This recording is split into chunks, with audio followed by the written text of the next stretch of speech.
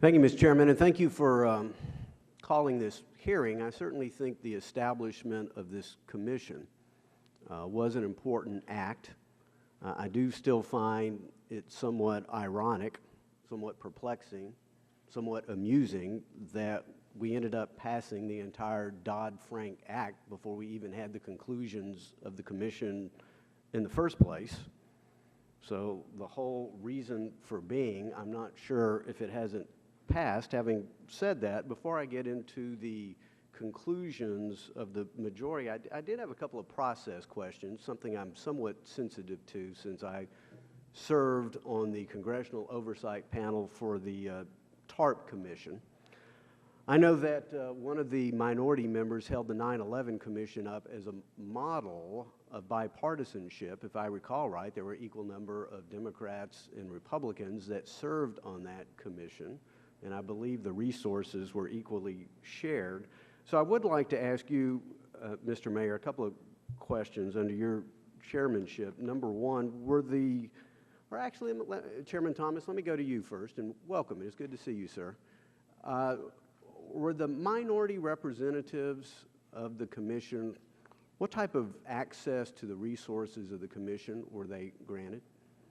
As I said, I'm sorry, I missed your testimony. As I said, I don't think the problem was a lack of money. I don't think it was the staff.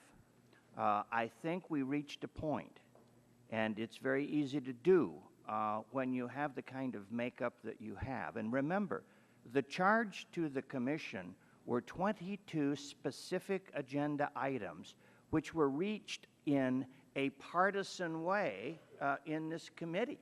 I early on was contacted by folks who said we wanted to get these particular items on the list and we weren't allowed to, so that what we were guided to look at was structured from a partisan point of view. Now, why in the world would I, if I know anything about that, go into this situation with my eyes wide open? I went into it with my eyes wide open. We were asked to get to the fundamental causes. And I thought that was really, really important.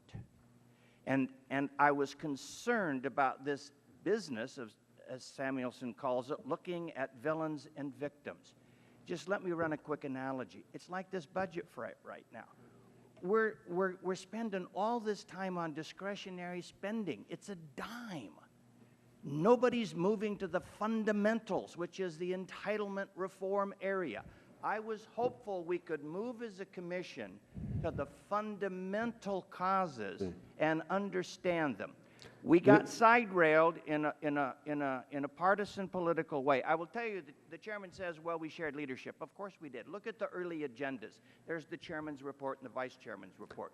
Look at the last few agendas. There wasn't even a vice chairman mentioned on the agendas. It turned partisan at the end on a 6-4 vote, multiple 6-4 votes that drove the structure. Mr. Chairman, I think I get that. I also heard in this vein, I just want to ask you, Mr. Mayor, if this is true or not. Was it true that the majority? The mayor? Who is the mayor?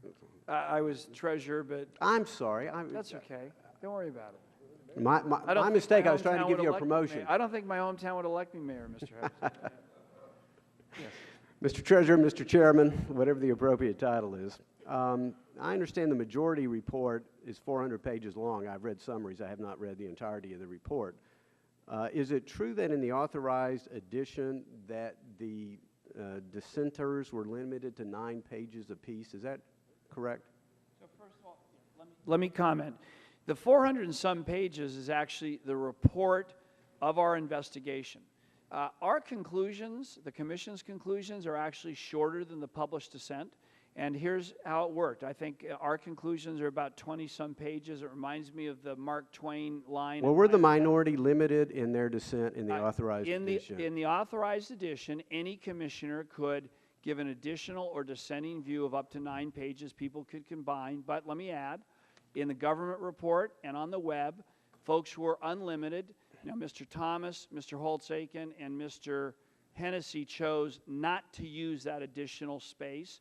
If I could, I see, unfortunately, my time is running out Wallace here. did. You did say in the report you determined government housing policies were not a significant factor in the crisis. Correct.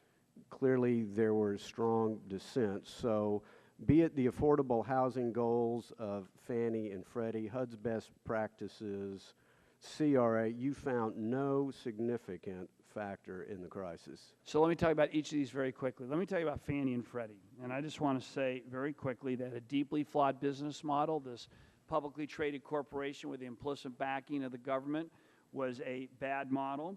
The fact is that those entities used their political power to ward off effective regulation. We conclude that they did contribute to the crisis, but they were not primary. They did add helium to the housing balloon, but keep in mind, they never represented a majority of the purchases of subprime securitizations that were emanating out of Wall Street. They did ramp up dramatically their purchases and guarantees in 2005, 2006, and 2007. But one of the most... I'm sorry, I'm running out of time. Can I get a quick comment out of you, Chairman Thomas? Okay.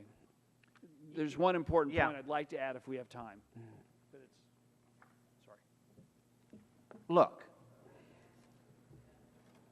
the majority, 6 votes, owned over 400 pages. At the end of each chapter are commission conclusions on Chapter 14, commission conclusions on Chapter 15. They owned the 400 pages. We were given, on a 6-4 vote, 9 pages each, total, out of this entire document. They had 400 pages to do whatever they wanted with. What they did was what they wanted. You can't explain away the fact on a 6-4 vote, I was given 9 pages. That's why the 3 of us came together, so we could have almost 30 pages to try to explain our fundamental concerns. That is partisan.